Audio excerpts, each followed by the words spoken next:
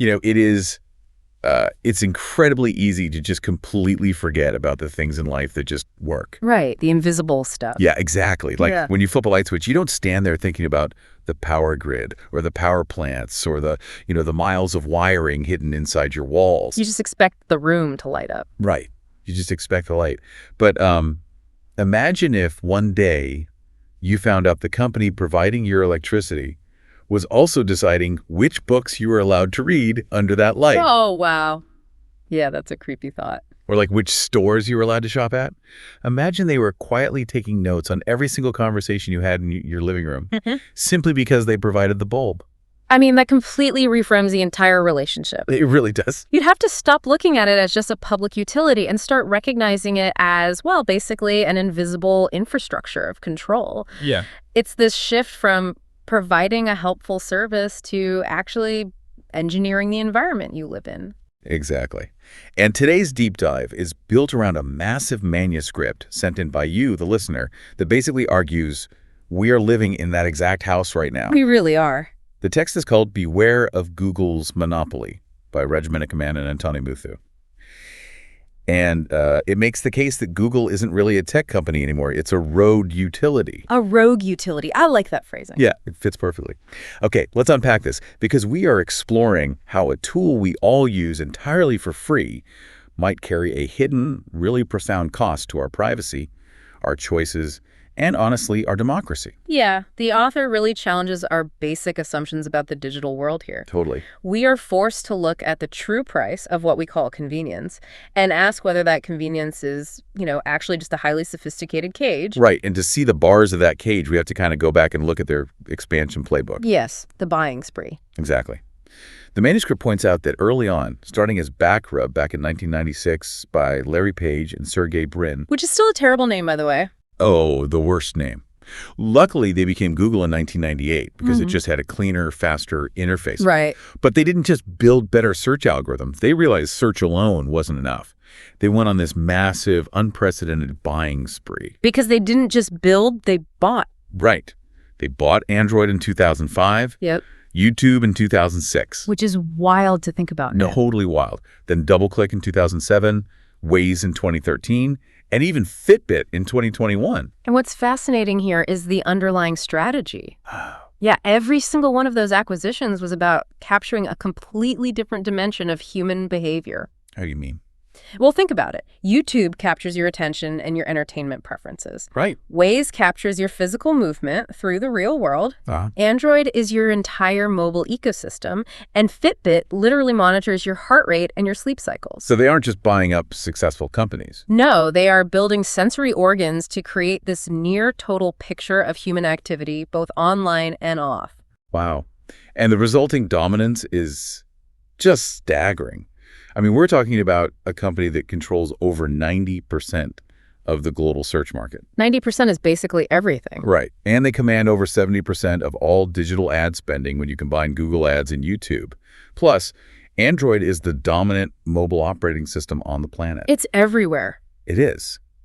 Thinking about this ecosystem, it honestly feels like walking into a beautifully furnished, completely free hotel. Okay, I like this analogy. Right. Every room connects seamlessly. The dining room flows perfectly into the theater, which flows into your bedroom.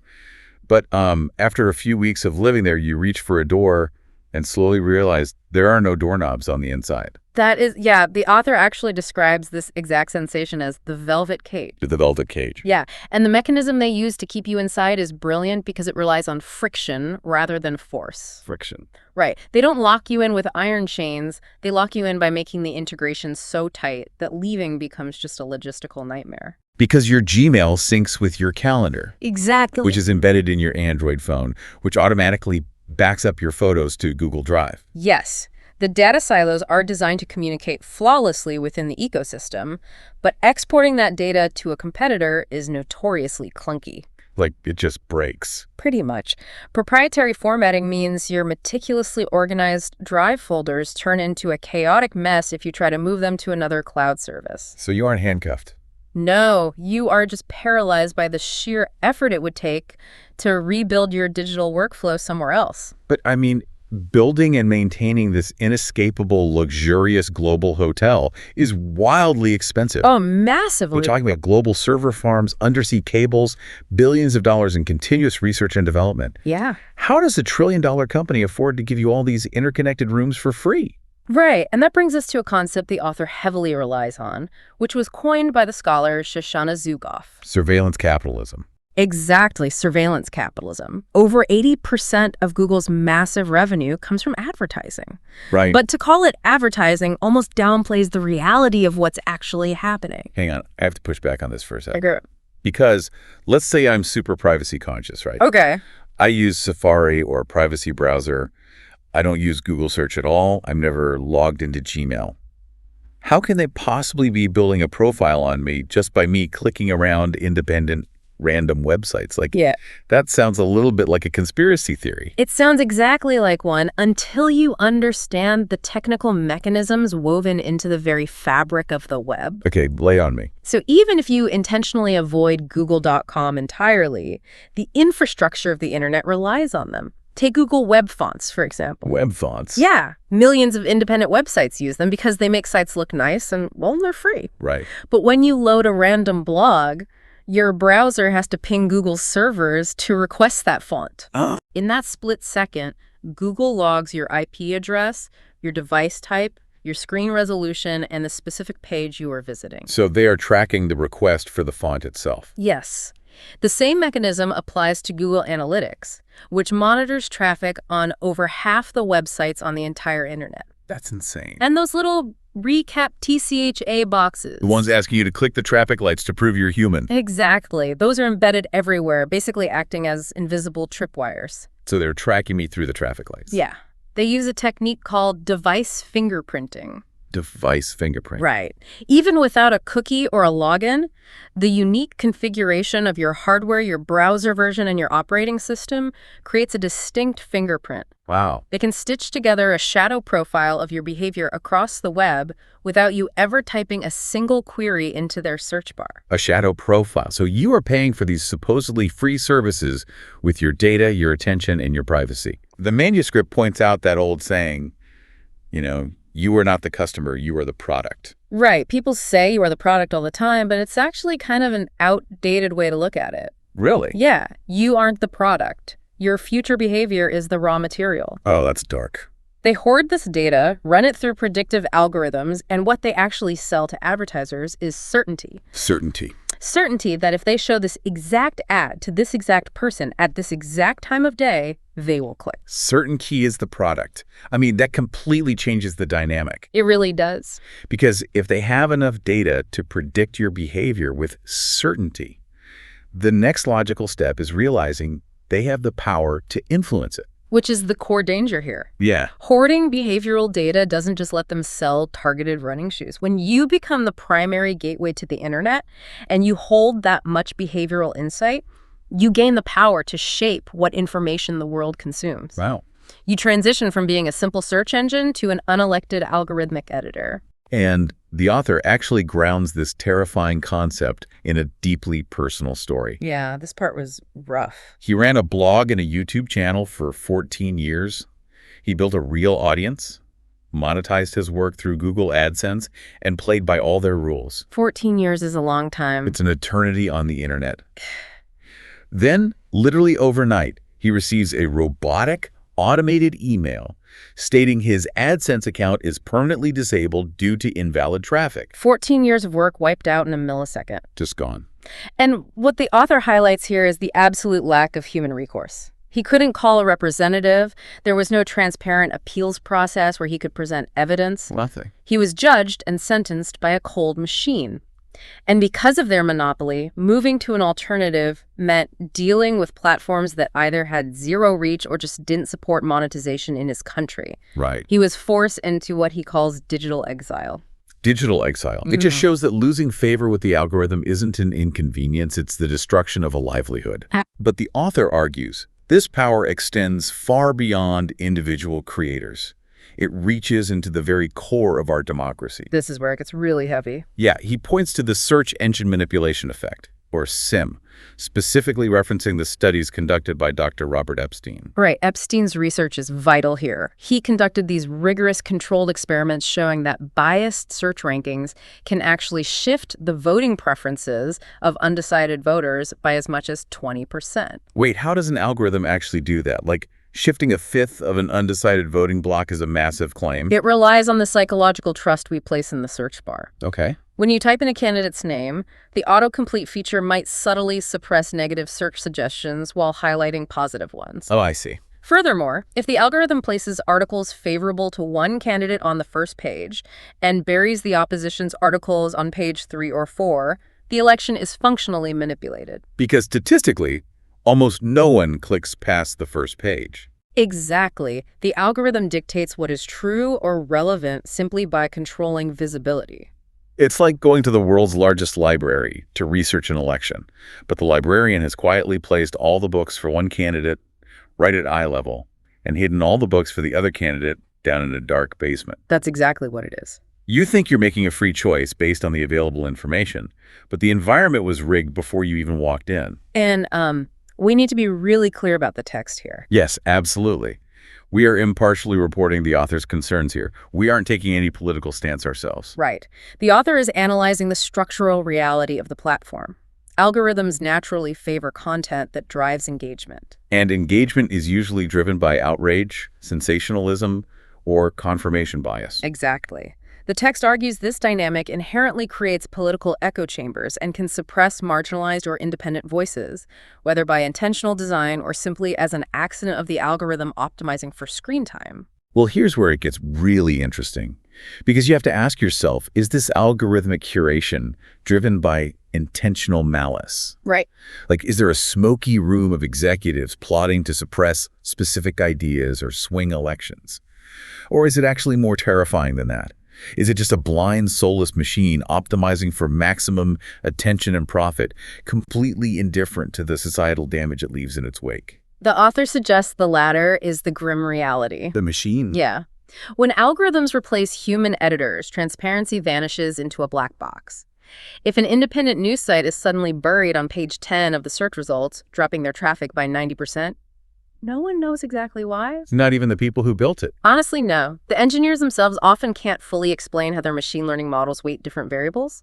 The public loses out on diverse perspectives, and the machine just keeps optimizing for clicks. I mean, if a company has this much unchecked, unaccountable power over human communication and the flow of information, it shouldn't be surprising that they apply that exact same ruthless control over the free market. Naturally. The dominance in information naturally becomes dominance in commerce. Right. The manuscript argues that Google's monopoly fundamentally stifles innovation across the entire tech sector through a very specific strategy. Buy, clone, Yeah. bury, lock. Yes. The author lays out this playbook so clearly. If a tech startup looks promising and threatens a Google product, Google uses its massive capital to just buy them. We saw that with Waze. Right. If the startup refuses to sell, Google just clones their core feature and integrates it into their own massive ecosystem for free. Which is devastating. And if the competitor still tries to stand on their own, they miraculously find themselves buried in the search rankings, losing all their visibility. The bury phase. Exactly. The author points to companies like Aardvark and Meebo, these innovative alternatives that were simply absorbed, stripped for parts, and shut down. And the lock part of that strategy stretches all the way into the classroom. Oh yeah, this part was crazy. The author dedicates significant time to how Google Workspace and Chromebooks have created this systemic vendor lock-in within our educational institutions. Explain how that lock-in actually works on a technical level in schools. Because, giving kids cheap laptops seems like a good thing on the surface. On the surface, yes, it seems great, but the mechanism of control relies on data formatting and API integration. Okay. When a school district adopts Chromebooks, the administrative software, the grading systems, and the student email accounts all become hopelessly tangled in Google's proprietary architecture. So they can't just switch out easily. No, third-party educational tools have to integrate with Google's API just to function within the school. This ensures that a whole generation of students is trained exclusively on Google's user interfaces. Right. It normalizes constant data tracking as just a normal part of doing homework, establishing lifelong behavioral profiles before the kids are even old enough to consent. It's basically securing the future customer base before the kids even know what a customer is. Exactly. And this concept of monopoly power isn't just a theory from a manuscript anymore. We have to talk about the courtroom reality. Yes, the recent rule. In August 2024, U.S. District Judge Amit Mehta issued a massive 277-page ruling declaring that Google had illegally maintained its search monopoly. The trial really pulled back the curtain on practices that the public rarely ever sees.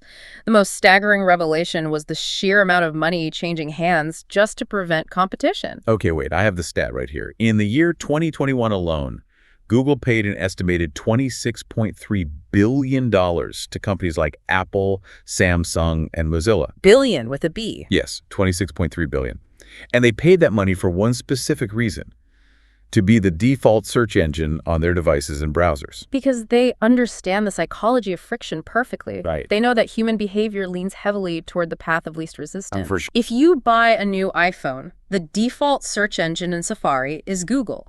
The vast majority of human beings will never, ever dive into their settings menu to manually change that default to DuckDuckGo or Bing. Why would they? It works. Exactly. By essentially buying off the manufacturers, Google ensures their monopoly remains fundamentally untouched. The competition never even gets to the starting line. You know, the author uses this incredibly vivid analogy to describe Google's position in the tech market, and it just perfectly encapsulates the impossible odds. The casino one. Yeah.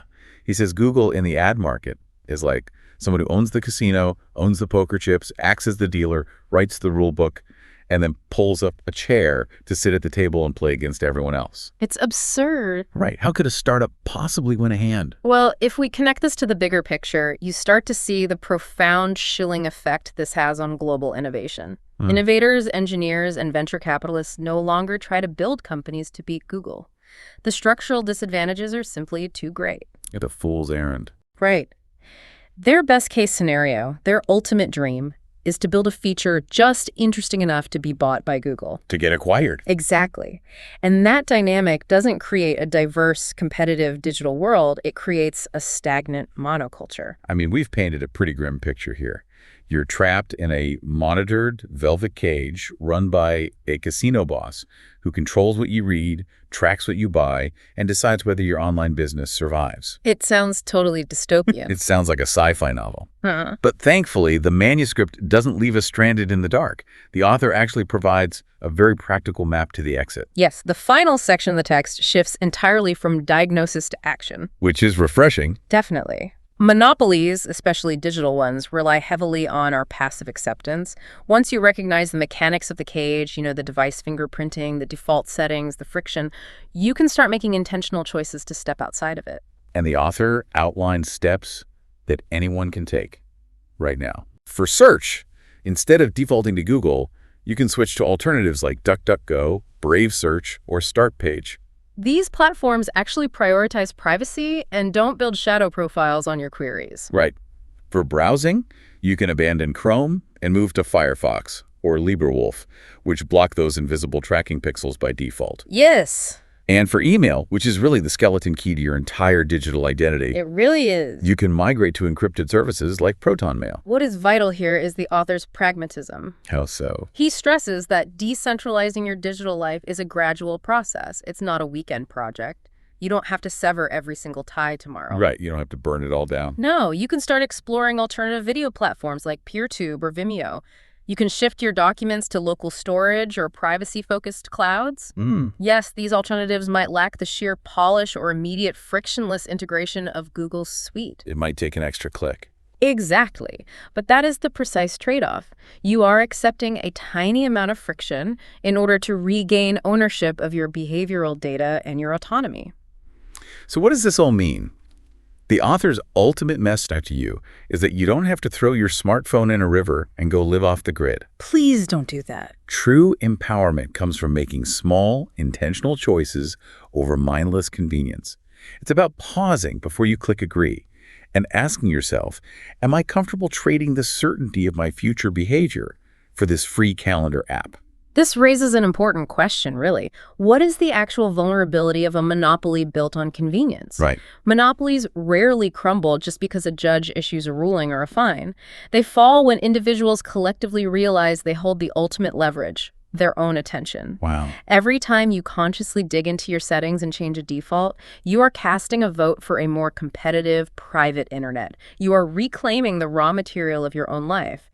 It really is about taking back your agency. And there's one final thought stemming from this manuscript that I want to leave you with, something to mull over the next time you open a new tab. Okay.